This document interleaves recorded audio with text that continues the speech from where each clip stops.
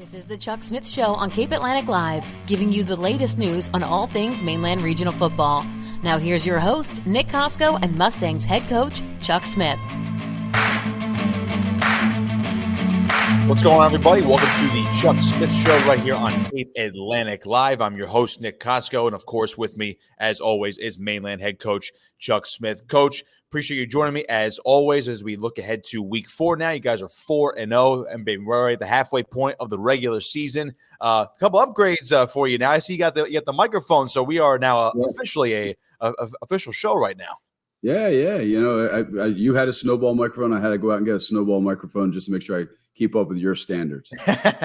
Well, we always want to keep up to everybody's standard. And, of course, the standard you guys have been setting so far this year has been very impressive. You guys are coming off a 47-18 win over Atlantic City on the road, a tough Atlantic City football team. You guys basically just ran away with it in the second half. A good Group 5 school that's going to be in playoff contention. You guys moved up to number 2 in Gridiron's UPR standings in South Jersey Group 4. So if we're looking ahead at the playoffs, of course, we're not looking ahead all the way to the playoffs yet. But if the playoffs were to start today, you guys would be the number 1 seed in one of the sectional groups if they began today. But first, let's look back at Atlantic City. You guys beat up on the Vikings after a great second half. So just your first takeaways from last Friday night's game.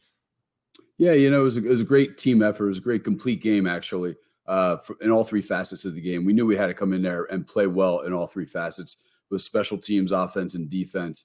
Atlantic City is extremely talented.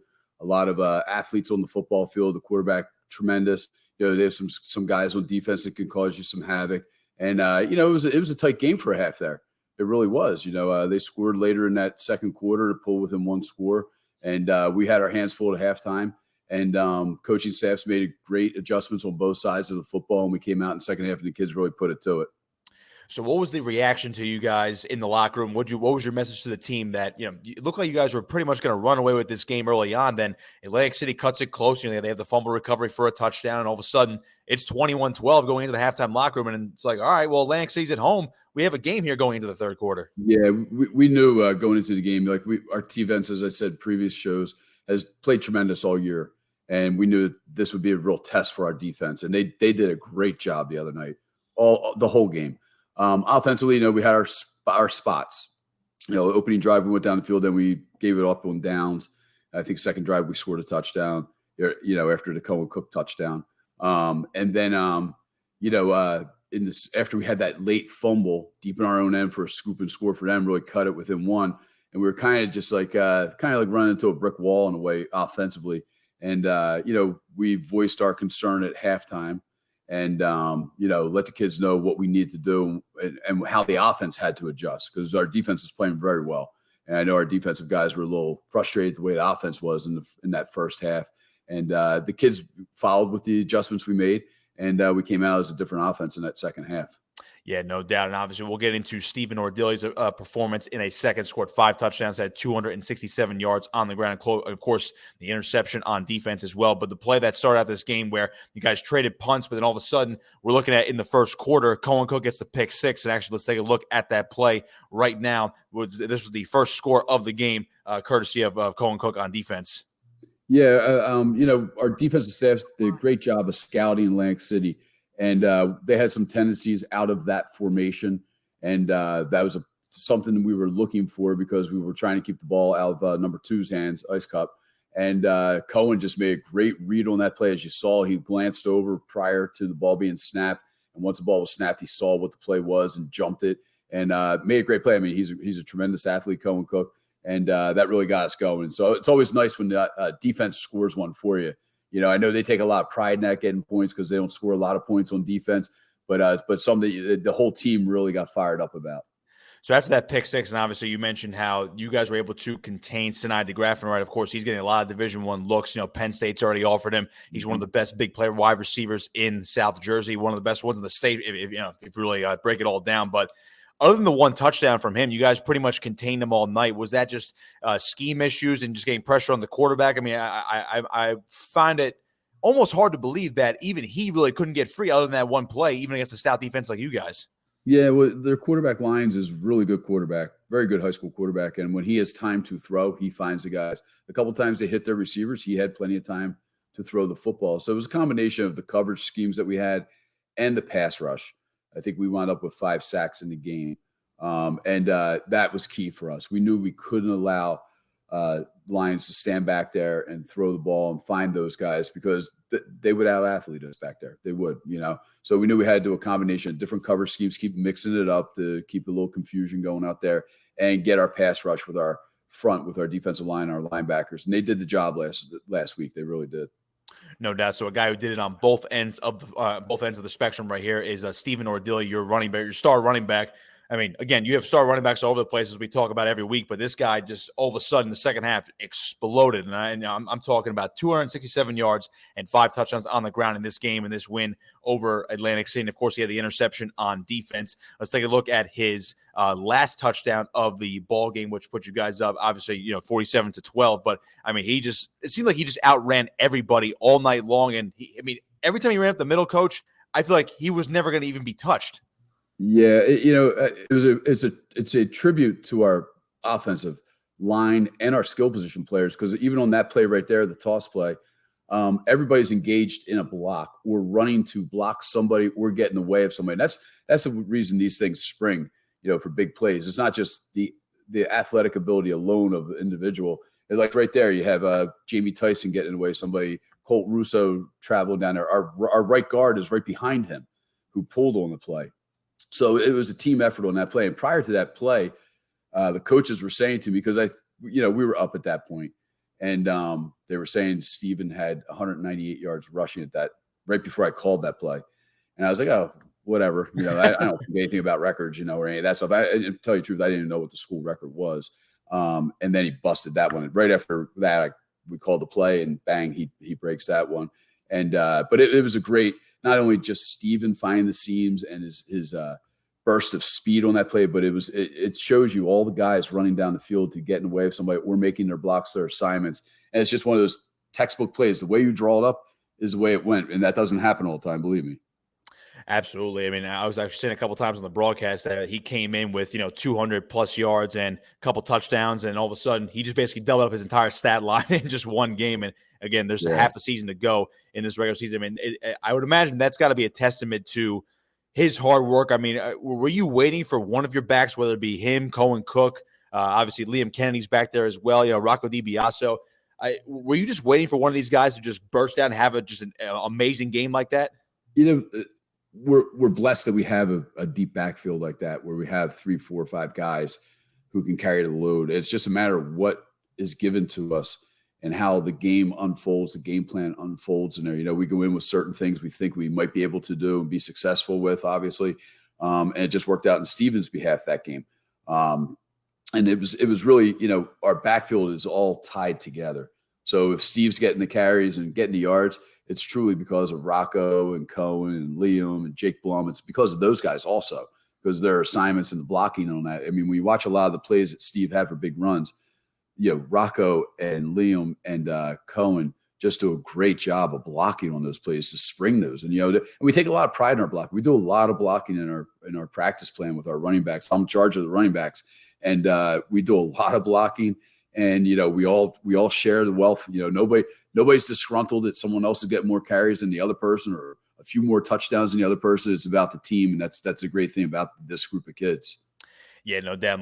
Just echoing my comments from before about it, just seemed like every time he got the football, he was barely ever touched, if touched at all. And again, a credit to you guys blocking up front. Of course, you're loaded backfield, of course, blocking down the field as well. So looking ahead to this week 4 matchup, I know it's game number 5 for you guys because you guys did play in week 0, but Hammonton's coming up. They are 3-1 on the season. Again, it was a tight game last year. This is another team that nearly met you guys in the playoffs as well in the state semifinals. They fell to Millville in their sectional final. So there's a lot of familiarity with this program. Of course, they are a South Jersey Group 4 school. They are currently number 5 in the entire standings right now if you're going by the 30-plus teams. So it's Millville 1, you guys 2, and Hammonton's right there at number 5. So it's a loaded trio of high schools right there. Just your first impression with the Blue Devils as you guys hit the road on Friday night. It's always great to play Hammonton. You're going against a formidable opponent. They're tough all the time. Doesn't matter if they have a down year, whatever. They're always just tough. It's just you watch them in the junior leagues. They're the same way. It's a close, tight-knit community there. You know, the kids grow up running wing tee football and they come to Hammonton. You know, they might be a little bit more spread now, but, you know, they all know, and it's like inbred in them as they grow up through the youth programs. And their coaching staff is awesome. We've known those guys for a long time. Coach Razzo, Coach DeRosa, who was the head coach at EHT for a long time, has been coaching their line over there. You have the Lasassos over there, Frank Sr. and Frank Jr., you know, they're Hammonton people, just like our staff has a lot of Mainland guys. They have a lot of Hammonton guys on their staff, and they have a great culture over there. And the games are always tight. They're hard fought battles. You know, you're not going in there and having an easy game, no matter what the circumstances are. And that's what we're doing this week. We're really preparing for a big battle because we know how important this game is for both teams, especially for us, you know, to stay up there with this in Group 4 and the PowerPoints and so forth. We know it's a big game for them also. Because we're both in the same boat, you know, we're both trying to do our best to get a home game for the playoffs. And this game really puts a big swing into that, you know, to get you on that side of the bracket of getting a home game. But they're a well-coached football team. You see it when you watch tape. You know, their defense plays hard. They play tough. They play fast. They're well-disciplined in their positions and how they play their positions, which is a tribute to their coaching. Their offense is dynamic when you have that Smith kid back there running the football. I mean, I've been watching him. We've gone against him the past 2 years, and I just hope, you know, the third year we can keep him bottled up a little bit. You know, you know he's going to have a play here and there, you know, because I've seen some tape on him, and some teams have been able to contain him for a period of the game, but you're not going to contain him the whole game. It's just a matter of limiting his big play ability as you go. And, you know we have our hands full in defense just in that aspect of it. And we know on an offensive side that we really have to come out and execute almost a flawless game plan to compete against these guys because they're just so well coached. Last year's game, you know, showed it. You know, both teams battled. It was a lot closer to what the score indicated. You know, we hit a couple pass plays on them. They did a good job of stuffing our run game. Our defense did a very good job of containing them for the most part. You know, we had a late pick 6 in that game that kind of vaulted the score up a little bit there, but you know, it'll be a great atmosphere. We know that because whenever you play at Hammonton, there's always a great atmosphere. They have a great following out there. We'll bring our people with us, and I know it's going to be electric out there on Friday night. Yeah, no doubt. A lot to unpack right there. I was just about to mention how close last year's game was. And, of course, the difference arguably was Jabril Mace's pick 6 that kind of just vaulted you guys a little bit far ahead and put the game on ice. You mentioned Kenny Smith, the running back over there for Hammonton. I got to see him at Battle of the Beach calling their action on that first day of the 3-day event. I mean, I'm looking at his stats right now. He's got 94 carries, 666 yards, and, of course, 7 touchdowns. He's one of the more dynamic backs in South Jersey. I mean, he's been doing this for a couple of years now. You just mentioned how it's been tough to contain him over the last couple of years. I mean, what makes that kid just that dynamic? I mean, he's been doing it, I believe, since he was a freshman as well. Yeah, he started as a freshman. I remember playing against him a couple of years ago up at Hammonton, and he was just a freshman. I kept thinking to myself, oh, my gosh, we got to go against this guy for like 3 more years after this, you know, and maybe even in the playoffs. He has great vision. He's strong for his size. He's very strong. And not only is he a great running back, he's a great defensive back too. He had a pick 6 last week in their game and against Eastern. And you know, he's just got that vision, which is kind of like an innate thing. It's not something you teach. I saw it with Jabril Mace. They can go one way, put their foot in the dirt, and turn, you know, put it on a dime and go 100 miles an hour instantly, which makes them so hard. I mean, last year I remember watching him against Millville in the sectional final, and he almost single-handedly beat Millville just himself, carrying the team on his back offensively. You know, he's just he's a special back. He really is. And it's fun to watch him. I know I'll be nervous and my stomach will be doing flops every time he touches the ball on Friday night, but he's fun to watch on film and not fun to go against when you're on the field against him, though. No doubt. Chuck Smith Show right here on Cape Atlantic Live, presented by Ulmer's Appliance Service. Coach, I'm looking at their quarterback as well, transfer Drew Craig. He came in, and I thought at the beginning of the year he would make this team a more dynamic offense. Again, Hammonton, like you guys, highly traditional, big up front, love the wing tee. They love running the football, pounding the rock, really eating up the clock and really grinding defenses down. He obviously gives them a different dimension. Again, they're still leaning more heavily on the run with Kenny Smith back there. But I think Craig, at least what I've seen so far and what I saw back in week 0, gives them the option to really air it out. How are you going to be able to plan and contain Drew Craig in the passing game for Hammonton on Friday? Yeah, it presents problems to our defense. Everybody, there's no secrets around anymore, with social media and whatnot. Mm-hmm. We heard about the transfer happening and all that stuff. And, you start thinking like, oh my gosh, now they're going to have not only one of the top running backs in South Jersey, but now they have a quarterback that can really throw the ball. And he's good. He's very good. He's an accurate passer, long, and he adds that element. I always believe when you get to and it's nothing against group 1, group 2 or anything like that. But I always think in the upper groups, group 4, group 5, that you need to be able to throw the ball to be effective, especially late in the season against the big teams, because a lot of these teams you're going to go against can go toe-to-toe with you and can really shut you down. But if you have that ability to throw the football, it gives you another opportunity to be successful on the offensive side. And he brings that element to Hammonton. And we know we can't just focus primarily on containing Smith this week. We know that they're going to have a passing game off of that too. They're good coaches. They're smart. They're going to know. And that's the game within the game, always the chess match that happens on the field during the game, how one counters the other with the punches 1-2. He presents challenges that they haven't really had in the past, let's say. Chuck Smith Show right here on Cape Atlantic Live. Coach, a couple more for you before I let you go as we look ahead to Friday. Of course, 7 o'clock at Hammonton. That game, Mainland against the Blue Devils, undefeated Mustangs at 4-0. Of course, Hammonton at 3-1. So I mentioned it before, the Group 4 standings right now in South Jersey. Millville is number 1. You guys are number 2, and Hammonton is number 5, just to use that trio of South Jersey teams. So as it stands right now, as I mentioned before, you guys would be the number 1 seed in whatever section you guys are placed in, and Hammonton would actually be the 3 seed in that same bracket as you guys. Of course, Millville would be on the opposite side of a potential state semifinal. I mean, did you expect this again? I mean, this is pretty much the trio of teams last year. Of course, Millville played Hammonton in a sectional final. You guys ended up playing Millville in the state semifinal after winning a sectional title in 2022. This had to be expected from you and probably a lot of people around South Jersey, right, for South Jersey Group 4? Well, last year Group 4 is pretty stacked, and most of the teams were the same identity, junior-driven.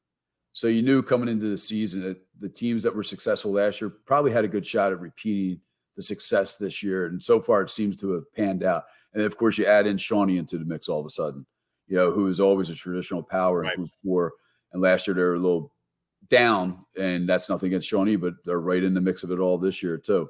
So it's a loaded bracket. And then you got Winslow, of course, and they made it pretty far last year. You still got Middletown South and Long Branch and schools like that. So the season's just at its midpoint, and there's a lot still to happen. As we go through these final 4 or 5 games of the season with everybody, and a lot can change. I mean, you can see it overnight all the time. But we did anticipate, hopefully being in this situation this year, what we had coming back, but we knew everybody else was going to be there too, and that's the fun of it all. Everybody else is going to be there, and it's going to be a battle when we get to playoff time. Yeah, no doubt. Of course, Group 4 is probably the most, I want to say, familiar group in terms of the old school Cape Atlantic teams. Of course, looking down the list, you have Absegami's at 16, so they're right on the cusp that they would be in.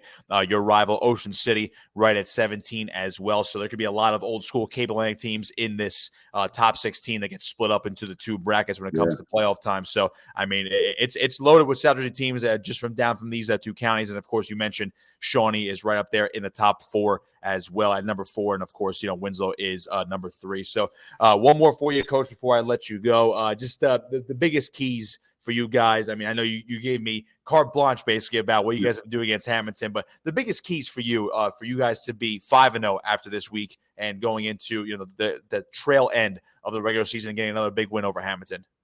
Yeah, what we have to do is play a fundamentally sound football game on Friday night. Got to take care of the football. We got to contain the running back and his explosive plays. And we got to be able to score points, move the ball and score points. I mean, it's the basics of football, and that's what we have to do Friday night. We got to execute it and come out and play as well as we played last week against Atlantic City. We have to play even better this week against Hammonton. No doubt. All right, head coach Chuck Smith with me right here on the Chuck Smith Show on Cape Atlantic Live. I am your host, Nick Kosko, saying so long. Again, Mainland plays Hammonton on the road Friday. Catch that game at 7 o'clock.